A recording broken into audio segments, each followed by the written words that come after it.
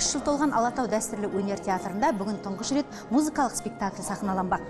Жыр жолбарысы деп аталатын қойылым 20 ғасырда өмір сүрген халық ауыз әдебиетінің алыбы. Жыршы ақын Жамбыл Жабаевтың өмірінің кейбір сәттерін баяндайды. Алатау дәстүрлі өнер театры басшылығының ұсынысымен қолға алынған жоба көрерменге жол тартты. Жамбыл Жабаев жайлы кино туынды түсірілгенмен, бұрын-соңды театр сахнасында спектакль сахналанбаған. Драматург Әннас Бағдат 100 жасаған ақынның өмірінің белгілі бір кезеңдері жайлы ұрпақтары мен көз көргендерден жеткен естеліктерді негізге ала отырып жазыпты. Кейбір ресми деректерге қарағанда, ондай шығармашылық адамдардың табиғатын ашуға ел арасында қалған бір аңыздар, әңгімелер өте бір шынайы болып келеді. Соларды естідік, яғни өз санамызға бір түйіп алдық көп нәрсені. Сосын әрине деректер, сосын өзіміздің көркемдік шындық деген нәрсе бар, драматургия қатысы, оны қостық, сонымен мынандай туынды шықты. Әрине мұнда бір ерекшелік, бұл театр дәстүрлі өнер театр болғандықтан музыкалық драма жасады. Пьесаны жазу барысында оны қатты ескердік, әрине. Шығарма желісі бала Жамбылдың ақын, азамат болып қалыптасу жолы арқылы өрбиді.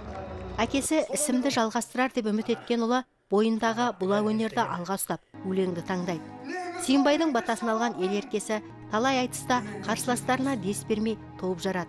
Бұрым сұлумен арасындағы мөлдір сезім, жастық пен албырттық та шығармашылығына шабыт берді. Жамбыл рөліне шақырылған Әсет Есжан кейіпкерінің жан дүниесін, болмысын ашу үшін 3-4 ай көлемінде ақынның жырларын, айтыстарын түгел жаттапты. Тарихқа көп үңілуіміз керек екен. Соны түсіндім. Өйткені Жамбылда зерттеу арқылы енді әрбір рөлді зерттемесең, ол тем более бұл тарихта болған оқиға, тарихта болған тұлға болғаннан кейін зерттедім. Жамбыл туралы деректер, Жамбыл туралы кітаптар, оның қай жылы Құлманбетпен, басқа айтыстармен, ақындармен айтысқаны, қай кезде оның өрлеуі болды, осыны зерттей келе, жалпы Жамбылға ғана емес, жалпы қазақ тарихындағы тұлғаларды біліп жүру, болашақта кез келген уақытта сондай рөлге дайын болу, ол сол тарихты білу актерға, баяғыда мен Тұңғышбай Жаманқұлов ұстазым айтатын, актердің көзінен қанша бет кітап оқығаны көрініп тұрады сахнада деп. Сол кезде түйсіндім осы нәрсенің өте керек екенін. Қойылымдағы ұлттық би нақыштары заманауи бағыттармен үйлестірілген. Драматургияның заңдылықтарын сақтай отырып, сценографияда қимыл қозғалысқа басымдық беріліпті.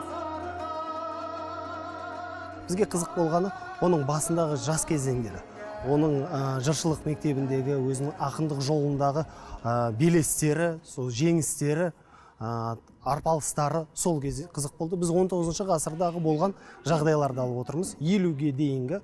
Бірақ оның барлығы өзі сыйымды бір кезеңде болып жатқан секілді болып тұр. Өйткені барлығын бір сахнаға сыйдыру мүмкін емес. Қойылымдағы Жамбылдың айтысатын сахналарын көпшілік ерекше бір желпініспен тыңдап, қошемет білдірді.